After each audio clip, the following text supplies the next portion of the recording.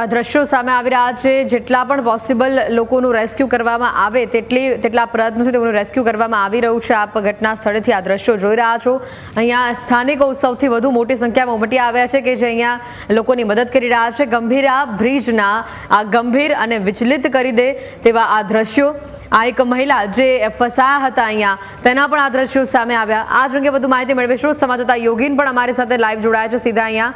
યોગીન, જે પ્રકારના આ દ્રશ્યો સામે આવ્યા છે ગંભીરા બ્રિજના, સૌથી મોટી વાત 45 વર્ષ જૂનો આ બ્રિજ, 45 વર્ષ સુધી તેનું સ્ટ્રક્ચર સ્ટેબિલિટી રિપોર્ટ પણ ફરીવાર ન કરવામાં આવ્યો, જર્જરિત થતું તેનું સમારકામ પણ ન કરવામાં આવ્યું। આ આટલી મોટી દુર્ઘટના થઈ એની શું તંત્ર રાહ જોઈ રહ્યું હતું? જી ચોક્કસથી જે પ્રમાણેની આ ઘટના બની છે તે ખૂબ જ ચિંતા ઉપજાવે તે પ્રકારની ઘટના છે। ઘટનામાં અત્યારે વહીવટી તંત્ર સ્થળ ઉપર પહોંચી ગયું છે અને હું આપને દ્રશ્યો બતાવીશ કે જે સ્થાનિક આગેવાનો છે તે પણ અત્યારે સ્થળ પર પહોંચી ગયા છે। આપ જોઈ શકો છો જે સ્થાનિક ધારાસભ્ય છે તે પણ અહીંયા છે, આપણે એમની સાથે વાત કરવાનો પ્રયત્ન કરીશું। સાહેબ, જે ઘટના બની છે શું પ્રકારની કામગીરી, શું બચાવ કામગીરી? અત્યારે વહેલી સવારે આ ઘટના બની છે ગંભીરા બ્રિજ પર। ખૂબ જ દુઃખદાયક ઘટના છે અને વહીવટી તંત્ર અને સ્થાનિક પ્રજાજનો સાથે મળીને અત્યારે રેસ્ક્યુની કામગીરી ચાલે છે। એટલે હજુ તો બધા ડેટા આવી ગયા છે, પછી વિશેષ વાત થાય, પણ બધી વહીવટી તંત્ર અને સ્થાનિક પ્રજાજનો અહીંયા સાથે રહી અને શું સામાન્ય માણસને મદદ કરી શકાય એ દિશામાં અત્યારે તો કામગીરી કરી રહ્યા છે। કેટલો જૂનો આ બ્રિજ છે અને આ તૂટી પડ્યો એનું કારણ શું? આમ તો 1985 માં એને શરૂઆત થયેલી છે, એટલે લગભગ 40 વર્ષ પૂર્ણ થયા છે, પણ જે તે વખતના તેના રિપોર્ટના આધાર પર નવા બ્રિજની સરકારશ્રીએ મંજૂરી આપી છે અને એ દિશામાં એનું કામગીરી પણ આગળ ચાલતી હતી, પણ એ વચ્ચેની આ એક ઘટના બની છે, ખરેખર દુઃખદાયક ઘટના છે। એક વર્ષ પહેલા આ બ્રિજનું રિપેરિંગ કામ કરવામાં આવ્યું હતું, તેમ છતાં પણ આ બીજા વર્ષે આ પ્રકારની ઘટના સામે આવી છે। આમ તો હજુ ચોક્કસ તો કહી શકાય એવું નથી કે કેવું શું આગળ ઘટના બની હોય, પરંતુ હવે અત્યારે તો જે તે સમયમાં જેટલું રિપેર થાય એટલું તો કર્યું હશે, પણ હવે અમને બહુ ખબર નથી, કારણ કે આ પૂર તો આખા બ્રિજ છે બરોડા જિલ્લા હસ્તક છે, એટલે અમે તો આ બધીની વિગત જાણી થોડી વિશેષ ચાલો આપણે સામાન્ય માણસ મદદ કરી શકીએ એટલા માટે આવે છે। બાકીનો વિશેષ રિપોર્ટ ને બાકીની વિશેષ માહિતી તો સામે કિનારા બનેલી ઘટના છે, એટલે કે બરોડા જિલ્લામાં બનેલી છે, એટલે અમે થોડું આણંદ વહીવટી તંત્ર દ્વારા શું કામગીરી હતી? આણંદનું વહીવટી તંત્ર, કલેક્ટર શ્રી, પ્રાંત અધિકારી શ્રી, તમામ જિલ્લા પોલીસ અધિક્ષક, બાકીના બધા જ જેટલાને જેવી જરૂરિયાત છે, બાકીના બધા ઇજનેર પણ બધા સાથે અહીંયા રહી અને અત્યારે તો પહેલું તો સામાન્ય પ્રજાને કેવી રીતે બચાવી શકાય, ઓછામાં ઓછી સમયમાં મદદ કેટલી વધારે કરી શકાય એ દિશામાં કામગીરી ચાલે છે। ઓકે, આ સાહેબ બ્રિજ તૂટી પડ્યો, કયા કયા વિસ્તારોને અસર પહોંચશે એનાથી? આમ તો આ મહત્વનો મધ્ય ગુજરાતનો જ આ બ્રિજ હતો, એટલે કે આ બાજુ ગંભીરા બાજુથી લઈને પાદરા સુધી જે ઇન્ડસ્ટ્રીયલ વિસ્તાર છે, અહીંયાથી ઘણા બધા લોકો આવન જાવન કરતા, સૌરાષ્ટ્ર સાથે પણ આમ તો જોડાયેલો કહી શકાય અને લગભગ મોટાભાગના બાયપાસ વાહનો પણ અહીંથી જતા હતા, એટલે આ બધાને થોડી તો મુશ્કેલી પડશે।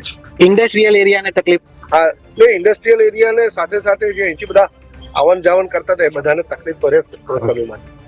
તો આ હતા રમણભાઈ, જેઓએ કહ્યું કે આ ખૂબ જ અત્યારે તકલીફ વાળો માહોલ છે, પણ જોઈ શકાય કે આ દ્રશ્યો અત્યારે આણંદ પોલીસની જે ટીમ છે અત્યારે આ બ્રિજ ઉપર ગોઠવાઈ ગઈ છે અને કોઈ પણ વ્યક્તિ જે બ્રિજનો તૂટેલો છેડો છે તે ન પહોંચે તે માટે તકેદારી રાખી રહી છે, કારણ કે એક ઘટના બની છે, બીજી ઘટના ન બને તેનું ધ્યાન રખાઈ રહ્યું છે। તમને આ દ્રશ્યો બતાવી, આ નદીના દ્રશ્યો જોઈ શકાય છે, સામે છેડે જે બરોડા જિલ્લાનું વહીવટી તંત્ર છે ત્યાં પહોંચી ગયું છે અને સામેના છેડેથી અત્યારે રેસ્ક્યુની જે કામગીરી ચાલી રહી છે જોઈ શકાય છે। જેસીબી મશીન આવી ગયા છે, જે હોડકા છે તે પણ આવી ગયા છે અને જે એનડીઆરએફની ને એ બધી ટીમો છે તે સ્થળ પર પહોંચીને અત્યારે કામગીરી કરી રહી છે।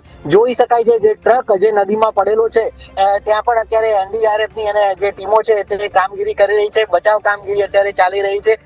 5 જેટલા લોકોને આ ઘટનામાં બચાવવામાં આવ્યા છે તેવા સમાચારો છે અને આ બીજો છેડો જે બ્રિજનો તમને બતાવી, આ બાજુ આણંદ જિલ્લાનું જે વહીવટી તંત્ર છે તે આવી ગયું છે અને તે લોકો પણ આ તમામ પ્રકારની રેસ્ક્યુ કામગીરી અત્યારે કરી રહ્યા છે। જી,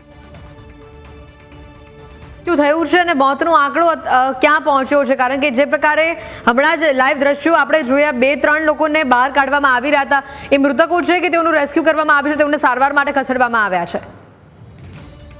જી, જે પ્રકારે સામેના છેડે બરોડાના છેડે અત્યારે રેસ્ક્યુ કામગીરી થઈ રહી છે, સમાચાર એવા મળી રહ્યા છે કે 2 વ્યક્તિઓના મૃત્યુ થયા છે. જો કે આ બાબતે હજી સુધી અધિકારીઓએ કોઈ પણ પ્રકારની પુષ્ટિ કરી નથી. થોડીક જ વારમાં અધિકારીની પુષ્ટિ આવી જાય ત્યારબાદ તે બાબત પણ સ્પષ્ટ થઈ જશે. પરંતુ 5 જેટલા લોકોને રેસ્ક્યુ કરીને બહાર કાઢવામાં આવ્યા છે તે બાબત અત્યાર સુધી સ્પષ્ટ થઈ ગઈ છે. જોઈ શકાય છે કે જે નદી છે, નદીમાં અત્યારે પાણી પણ જોવા મળી રહ્યું છે અને આ પાણીની આ પ્રકારની જે સ્થિતિ છે તે સ્થિતિની અંદર કદાચ મોતનો આંકડો વધે તો પણ નવાઈ નહીં, પરંતુ આપણે ભગવાનને પ્રાર્થના કરવી રહી કે કોઈ પણ પ્રકારની હોનારત આમાં મોટી ના થઈ હોય અને જે વહીવટી તંત્ર છે તેમને કામગીરી કરવામાં સફળતા મળે. જી, જેટલા લોકો ઇજાગ્રસ્ત થયા છે તેઓને હાલ ક્યાં ખસેડવામાં આવી રહ્યા છે સારવાર માટે, અને હાલ જે એનડીઆરએફની ટીમ છે, તંત્ર અહીંયા પહોંચ્યું છે, તેઓ આ ઘટનાને લઈને શું કહી રહ્યા છે? કારણ કે હવે આ બ્રિજને બંધ કરવો પડશે, એટલે અહીંયાથી પસાર થતા મધ્ય ગુજરાત અને સૌરાષ્ટ્રને જોડતા જે માર્ગો પરથી જે લોકોનું રોજનું અવર જવર છે એ લોકોને પણ ડાયવર્ઝન આપવું પડે તે ફરજિયાત છે. તો એ ડાયવર્ઝન ક્યાં આપવામાં આવ્યું છે? જી, ચોક્કસથી આજે આણંદ થી વડોદરા જિલ્લાને જોડતો રોડ છે, એમાં પણ ખાસ કરીને જે જંબુસર તરફની જે જીઆઈડીસી વિસ્તાર છે ત્યાં હરરોજ અહીંયાથી હજારોની સંખ્યામાં જે મજૂરો છે તે કામગીરી કરવા માટે જતા હોય છે. હવે જ્યારે આ બ્રિજ તૂટી ગયો છે ત્યારે એ મજૂરો અહીંયાથી કામગીરી કરવા માટે નહીં જઈ શકે.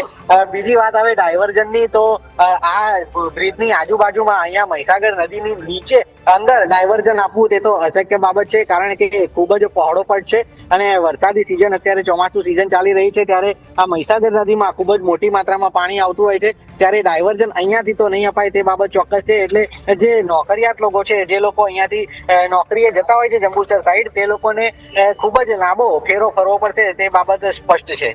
જી, બિલકુલ યોગીન, આભાર વિગતો બદલ. તો જે આ દ્રશ્યો આપને બતાવી રહ્યા છે, જે પળે પળની અપડેટ્સ આપી રહ્યા છે, અને જે રીતની આ ઘટના બની હતી ત્યારે સૌથી મોટા સવાલ ઊભો થાય છે કે આ બ્રિજને વારંવાર ક્ષતિગ્રસ્ત છે. આ બ્રિજનું સ્ટ્રક્ચર સ્ટેબિલિટી બરાબર નથી. આ બ્રિજમાં આટલા મોટા મોટા ખાડા છે જેની વારંવાર રજૂઆત કરવામાં આવી હતી, પણ તંત્રએ આળસ ન છોડી, તંત્રના બહેરા કાન સુધી આ વાત ન પહોંચી, કારણ કે સ્થાનિકોએ પણ રજૂઆત કરી હતી.